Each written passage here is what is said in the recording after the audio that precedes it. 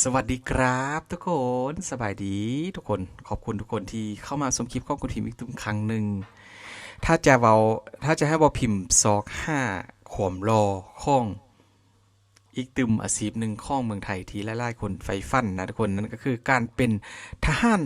เรือหรือว่านาวิกโยธินอยู่ที่ประเทศไทยทุกคนซึ่งว่ามื้อนี้ก็เป็นคลิปที่แบบเอาใจเศร้าๆให้แบบหัวใจฟูพองโตกระซุ่มกระซวย หัวใจกันไปแบบยาวๆกันเลยทุกคนวันนี้กาบพิมพ์ได้เอาคลิปข้องอ่าบ่าวรอหรือว่านุ่มรอจากอ่าทหารเรือของประเทศไทยหรือว่านาวิกโยธินมาให้เศร้าๆได้เบิ่งว่าเข้ารอขนาดไหนทุกคนโอ้โหบพิมพ์เห็นแต่ละคนนะทุกคนหน้าแบบอ่อนมากบ่คิดว่าเขาจะมาทำงานแบบนี้นะทุกคนเพราะว่าแต่ละคนนี้แบบเหมาะกับเป็นดาราแหละคือพ่อพิมพ์เคยเว้าเลยคนเหมาะกับเป็นนักแสดงนะมาเอาไปเบิ่งคลิปกันทุกคนไปเริ่มกันทุกคนนี่ตีมากทุกคนรอสุดเลยคนนี้เริ่มแรกมากับแบบกระซุ่มกระซวยแล้วทุกคนรอแหงเอาผู้ใดมักคนอ่าคนไหนเลือกไว้นะแล้วก็ไปห้าเอา นี่ทุกคนก็มีความสามารถเยอะแยะนะนอกจากจะเป็นทหารเรือที่ว่าเก่งอยู่แล้วเขาก็มีความสามารถในการทำคอนเทนต์ลงในแพลตฟอร์มต่างๆนะทุกคนที่มีผู้ติดตามไล่กันเลยแหละแต่ละคนนี่ทุกคนใส่สุดยูนิฟอร์มของทหารเรือแต่ละแบบก็ถือว่าเทไปคนละอย่างนะทุกคนอันนี้ก็หล่อมากทุกคนหน้าว่านนี่เต้นโซซะเลยคนต่อมาทุกคนส่วนไล่ก็เพราะพี่ว่าหน้าตาจะออกทางแบบตี้ๆนะทุกคนเป็นคนแบบตาตีบนะทุกคนตาสั้นเดียวเลยแบบหล่อๆนี่คนนี้ก็แบบเป็นคนแบบตาแบบออกไปทางเกาหลีนะทุกคนรอแบบสายไทยสมัยใหม่แต่ว่าที่จริงก็มีคลิปแบบเขาโศกกามนะทุกคนกามของแต่ละคนก็พอพิมพ์ได้เห็นก็ยังแบบกลืนน้ำลายเฮ้ทีแรกว่าจะมาเบิ่งอยู่ทุกคนแต่ว่าอาจจะติดปัญหาเรื่องอันนั้นนะทุกคนนี่คนต่อมานี่ก็เพิ่นอาจจะสอบการเตะตะกอนะเป็นชีวิตจิตใจกันเลยทุกคนเดี๋ยวซูมให้เบิ่งไกลๆว่าจะหล่อขนาดไหนทุกคนความสามารถกระเดาะกระตอแบบเก่งกันเลยทุกคนนี่อันนี้ก็ใส่เต็มสุดนะเป็นนาวิกโยธินใช่ไหมทุกคนที่ว่าเข้ามาสู่การเดาะตะกร้อแบบสายไทยนะความสามารถเยอะแยะมีหลายคนทุกคนเกี่ยมเลือกได้นะเศร้าๆที่ว่าได้เข้ามาเห็นคลิปนี้นี่คนต่อมาทุกคนโอ้โหที่จริงกับคนเมื่อกี้นี่แหละที่ว่าเขาเดาะตะกออะไรทุกคนมาเบิ่ง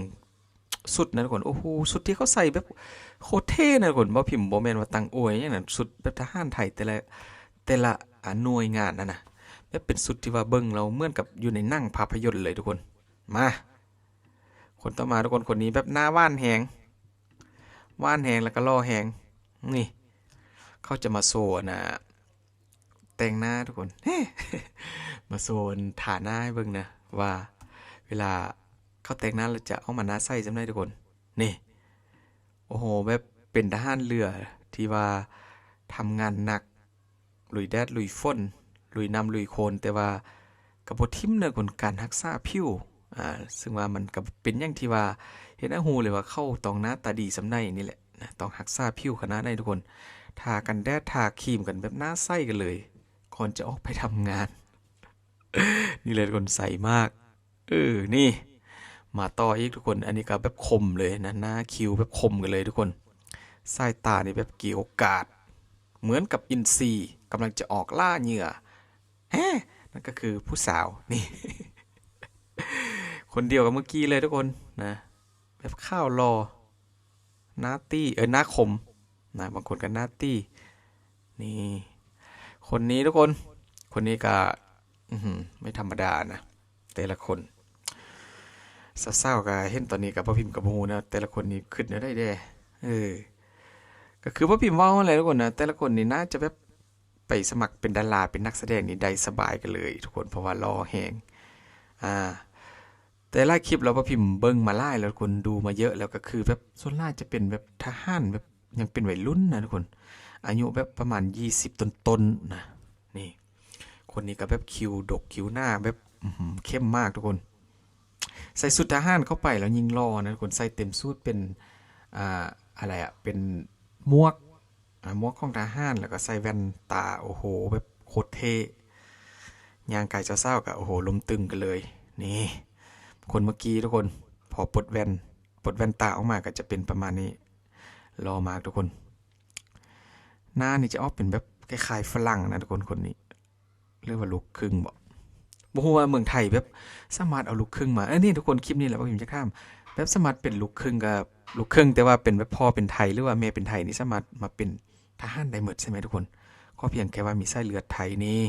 เบิ่งไกลๆทุกคนโอ้ยเพิ่นก็พยายามลิ้นคอนเทนต์ของเพิ่นเองนะทุกคนกับกันน่าจะเป็นยอกเศร้านี่แหละอินเตอร์เทนนะคนนี้ทุกคนอยู่บนเรือกันเลยโอ้โหคิวแบบโคตรคมอ่ะทุกคนสายตารอยยิ้มบาดใจมากก็ใส่สุดข้องันท่านเรือให้เบิ่งเลยนะว้าวเสือว่าไล่คนในเรือผู้ทึกในคนให้เบิ่งไปยาวๆห้ามเน็กข้ามถ้าทุกคนเน็กข้ามกดข้ามก็คือพลาดเลยกับความรอความหน้าตาดีข้องทหารเรือนาวิกโยธินข้องเมืองไทยทุกคนแต่ละคนก็อาจจะมีอยู่ในใจแล้วแหละนี่นะหลังจากที่ว่าเจอเรื่องเครียดๆมาเยอะแล้วทุกคนมื้อนี้ก็มาแบบกระซุ่มกระซวยหัวใจกันแด้ยาวๆกันไปกับหนุ่มรอนี่อันนี้ก็เป็นสุดของทหารเรือเหมือนกันใช่ไหมทุกคนแบบบ่ผิดคิดว่าสุดคำว่าทหารก็คิดว่าจะมีแค่สุดลายพรางนะแต่ว่าแบบสามารถนุ่งในลายสุดลายแบบกันเลยมาอันนี้ก็ยังเบื้องหน้าแล้วแบบยังเล็กเลยทุกคนยังเด็กอยู่เลยเขาก็มาถ่ายคลิปเต้นอินเตอร์เทนคนดูนะเราไม่ยกคนที่ว่าติดตามเขาอยู่ในโซเชียลมีเดียนี่ใส่สุดในกันรอนะคนมันรอคนหน้าตาดีแต่ว่าพิมพ์กับฮักรออยู่ทุกคนรอลึกนี่ลึกมากจนมองไม่เห็น อันนี้ผมรอของพิมพ์นะทุกคนโอ้โหแล้วก็มีหลายคนทุกคนคลิปหลักๆที่ทุกคนสังเกตบอกว่าฟันของเขาเนี่ยจะเป็นการดัดฟันทั้งหมดเลยนะทหารเรือของประเทศไทยแบบเขาสามารถแบบดัดฟันได้หมดเลยแล้วก็หน้าว่านแหงคนนี้ก็บ่ธรรมดาทุกคนโยกกันไปนี่ยังมีสุดลายพรางแล้วก็มีสุดแบบออกสีดำนะทุกคนเป็นทหารเรือทั้งหมดเลยใช่ไหมทุกคนแบบก็มีสุดดำสุดข้าวแล้วก็สุดสีอะไรสีเทาสีอย่างนั้นนะนี่แล้วก็สุดลายพรางทุกคนใส่แว่นก็ยังลอยเลยโอ้ยเป็นจังไหนพี่น้องโดยเฉพาะกับเป็นเศร้าคอมเมนต์มามักไม่เล็กที่เท่าไหร่โมเป็นหนังเศร้างามนะทุกคนอันนี้คือนุ่มรอมักคนได้ก็เลือกกันได้คอมเมนต์กันเข้ามาทุกคนนี่แหละสลับกันได้ทุกคนนะเบิ่งเรื่องเครียดๆไล่กับเบื่อนะสลับกับความรอเดี๋ยวต่อไปก็อาจจะเป็นความช่วยเอาใจซ่าๆเอาใจเบาๆเอาใจนุ่มไทยโดยเฉพาะกับเป็นนุ่มลาวคือบ่าวพิมพ์นี่ ขอบคุณหลายๆทุกคนมักเล็กได้ไม่เล็กได้ก็คอมเมนต์กันมาอยู่ที่นาทีเท่าได้นะทุกคนขอให้ทุกคนโชคดีนะทุกคนเดี๋ยวจะพยายามทำคลิปสลับกันไปเรื่อยๆเพื่อจะไม่ให้เบื่อนะทุกคนขอบคุณจริงๆทุกคนเจอกันคลิปหน้านะจ๊ะ